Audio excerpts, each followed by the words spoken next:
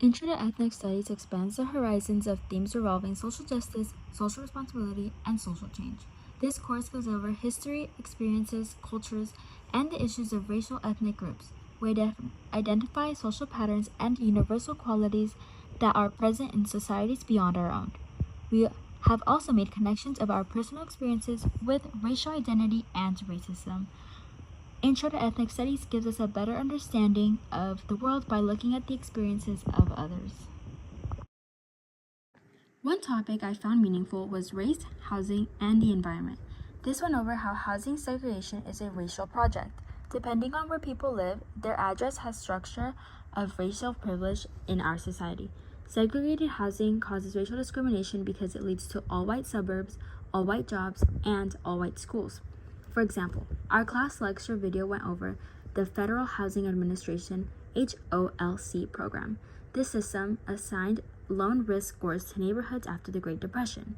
Our lecture states, neighborhoods with higher density of middle and upper class whites were rated as low risk, while non-white residential areas were rated as high risk. This led to redlining because the systemic process would deny loans to Black people or people wanting homes in Black neighborhoods, no matter what types of qualifications they held. This stood out to me because we still see the effects of redlining and home segregation today. Nowadays, there are neighborhood separations because of the wealth gaps and the lack of investments in historically minority neighborhoods. People living in these areas like Long Beach still face the challenges of proper investments, which then leads to worse health outcomes. This is due to their poor air quality. In summary, race, housing, and the environment all cause collateral damage to our society. The racial formation theory also caught my attention. In short terms, this theory explains that race is a social construct, and it is not biological. It is created and changed by society, political, and historical forces. Racial formation suggests that the race is a process and structure. Race is something us humans have created and recreated throughout time due to social institutions, laws, cultures.